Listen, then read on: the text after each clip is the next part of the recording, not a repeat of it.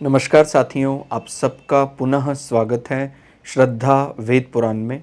तो आज हम लोग डिस्कस करेंगे श्रीमद् भगवद गीता अध्याय 11 श्लोक अर्थ 20। इससे पहले हम लोगों ने अध्याय 1 से 10 तक के सभी श्लोक अर्थ सरल हिंदी भाषा में दोनों ही चैनल श्रद्धा एस्ट्रो ज्योतिष, श्रद्धा वेद पुराण में अपलोड कर दिए हैं। आप में से कोई भी व्यक्ति भगवद गीता को सरल हिंदी भाषा में समझना चाहता है, आप हमारे चैनल में आएँ जहाँ आपको 700 के 700 श्लोक अर्थ मिल जाएंगे। तो ये श्लोक जो है वो अर्जुन द्वारा भगवान श्री कृष्ण के विराट स्वरूप के सामने कहा गया। हे महात्मन, यह स्वर्ग और पृथ्वी के बीच का संपूर्ण आकाश तथा सब दिशाएं एक आपसे ही परिपूर्ण है तथा आपके इस अलौकिक और भयंकर रूप को देखकर तीनों लोक अति व्यथा को प्राप्त हो रहे हैं। तो हमने इससे पहले वाले श्लोक को आप जरूर पढ़िएगा तो आपको समझ में आएगा कि किस प्रकार से हमने बात रखी थी कि भाई केवल समझना है या उसके अलावा भी कुछ श्लोक को अर्थ को समझकर अपने को ध्यान आएगा। यानी एक होता है कि केवल इसका अर्थ जान लिया, एक होता है अपनी समर्पण, अपनी श्रद्धा, अपनी भक्ति को और बढ़ाना। माने बार बार मन में विचार आ सकता है कि इनके अर्थ एक जैसे दिखाई दे रहे हैं कई श्लोक में, जहां पर बार बार भगवान के विराट स्वरूप की बात आ रही है। तो ये तो बात समझ में आ गई है, अभी विराट स्वरूप भगवान ने बहुत बड़ा दिखाया, तो अब ये अलग अलग स्पेसिफाई करके क्यों बताया जा रहा है, ताकि हमें ये रियलाइज हो, ये अच्छे से पक्का हो जाए कि हम भगवान की उस विराटता के सामने कुछ भी नहीं है, हम तुच्छ हैं, या हमारे बनाया हुआ कोई भी कृत। यानी जैसे विज्ञान की भाषा में बोलते हैं, अलग अलग प्रकार के हमने बड़े बड़े आविष्कार कर लिए, हम संसार के कई ऐसे रोकने का या बदलाव करने का भी प्रयास करते हैं संसार में, प्रकृति में कुछ ऐसा। लेकिन जब बात आती है परमात्मा को काबू करने जैसा, तो क्या कभी ऐसा संभव हो सकता है? तो वो उसी का एक प्रकार से अप्रत्यक्ष रूप से उसी का अर्थ हमें इन श्लोकों अर्थ में गुप्त रूप से मिल जाता है। क्या बोलते हैं? हे महात्मन, कि परमात्मा को कहते हैं हे महान आत्मा, यह स्वर्ग और पृथ्वी के बीच का संपूर्ण आकाश, जितना भी ये आकाश यहां दिखता है और सब दिशाएं एक आपसे ही परिपूर्ण हो गई हैं। माने आपके अलावा कुछ अब रहा ही नहीं है, बचा ही नहीं, मुझे तो कुछ दिखता नहीं है कि कुछ और शेष बचा हो आपके अलावा।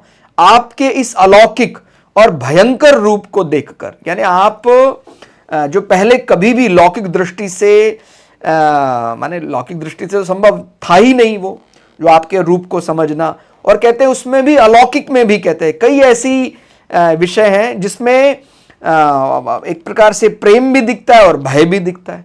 ठीक हो गया? इस अलौकिक और भयंकर रूप को देखकर, इससे पहले वाले श्लोक अर्थ में आप जानेंगे जहां पर हमने सूर्य चंद्रमा की बात की थी कि भाई आपके ही रूप में सूर्य भी दिखाई देता है, आपके ही रूप में चंद्रमा भी दिखाई देता है। सूर्य अनेक प्रकार का बल पराक्रम, पिता का कारक, चंद्रमा यानी हॉस्पिटैलिटी, केयरिंग, मातृत्व, माता, इस प्रकार की भावना एक साथ उसी रूप में दिखाई दे। तो इस अलौकिक और भयंकर रूप को देखकर तीनों लोग अति व्यथा को प्राप्त हो रहे हैं। यानी जितने भी तीनों लोगों के भूत यानी जितने भी जीव हैं, सब अपने अहंकार में रहते हैं। भाई जो मेरा दम है, मैं अपनी बुद्धि से संसार को जानना चाहता हूं, मुझे लगता है मैंने संसार को जीत लिया, मैं तो बहुत बुद्धिमान हूं। तो जब ऐसा कोई स्वरूप सामने आता है जो मेरे कभी मैं विचार कर ही नहीं सकता था, तो कहता फिर वो समझता अरे मैं तो कुछ हूं ही नहीं इस प्रकृति के, इस परमात्मा के सामने। थोड़ा और सरल करके यदि समझें,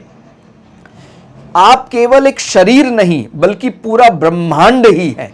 कोई दिशा, कोई लोक, कोई स्थान ऐसा है ही नहीं जहां आप ना हैं।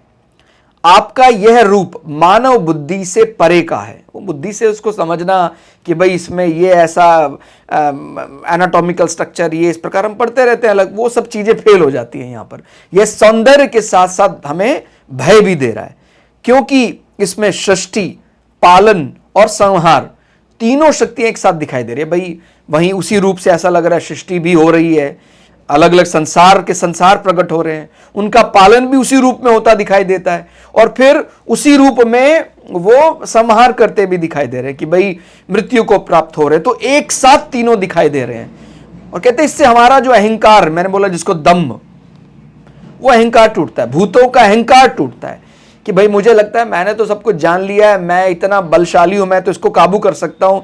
मैंने उसको संसार की दृष्टि से भी समझने का प्रयास करें कि संसार के कई ऐसे लौकिक कृत्य होते हैं, तो तब वो उस प्रकार के जब बड़े बड़े जैसे भूकंप आते हैं और बड़े बड़े सुनामी आते हैं, आकाश गंगाओं को देखते, तो वहां पर भी हमारी जो सीमित शक्ति है वो हमें बांध देती है, हमें माने अपनी शक्ति का हमें एहसास करा देती है कि हमारी शक्ति तो कुछ है ही नहीं उस परमात्मा या प्रकृति की शक्ति के सामने। तो कहते हैं उससे हमारा अहम टूटता है। जब विराट सत्य का दर्शन होता है, जब हम प्रकृति का विराट स्वरूप यानी भूकंप, सुनामी, आकाश गंगा, यानी इस प्रकार एक फ्रेजल वर्ड के रूप में यहां रखा है, मुहावरे के शब्दों के रूप में रखा गया है, तो हमें अपनी छोटाई यानी हम कितने छोटे, कितने तुच्छ हैं, इसका अनुभव हो जाता है। ठीक वैसे ही अर्जुन को समझ आ रहा है कि मैं तो कुछ हूं ही नहीं, सब कुछ आप ही आप हैं। तो इस प्रकार से ये जो श्लोक अर्थ हैं, हमें केवल मात्र इसका अर्थ समझने तक सीमित नहीं रखना है, हमारे मन में इनकी पुनरावृत्ति, बार बार इनका अभ्यास करने से भगवान के प्रति हमारा जो विश्वास है, जो श्रद्धा है, जो भक्ति है, वो जागे। यही मुख्य उद्देश्य होना चाहिए। अगर वो उद्देश्य पूरा हो जाता है तो फिर हम सही रास्ते पर। और अगर केवल ये समझ रहे हैं कि भाई विराट स्वरूप दिखा दिया, डेट सेट, वो हो गया, बस उसके बाद अगला क्रम क्या है, तो ये कोई एक माने केवल जानने का विषय नहीं। यहां पर अभी अपने अंदर वो भावना जगानी पड़ेगी कि भाई मैं भगवान का भक्त हूं, मैं समर्पण करने के लिए तैयार हो गया हूं अब। तो वो बार बार इसलिए कुछ बातें यहां बार बार आ रही कि भाई वो लौकिक विषय है ही नहीं, कि भाई आपने जिसको आप समझ सके, जिसको बोलते हैं ना मेरा लॉजिकल यूनिट बहुत स्ट्रांग है, आप लॉजिकली समझने का प्रयास करेंगे तो आप फेल हो जाएंगे। तो आपको बार बार यही चीज सामने आ रही है कि भाई वो अलौकिक है उस रूप में एक साथ ही, क्योंकि वो किसी भी रूप तरह से ऐसा कैसे हो सकता है कि एक ही रूप में सृष्टि भी हो रही है, पालन भी हो रहा है, संहार भी हो रहा है, उसी में हमें प्रेम भी लग रहा है, उससे हमें भय भी हो रहा है।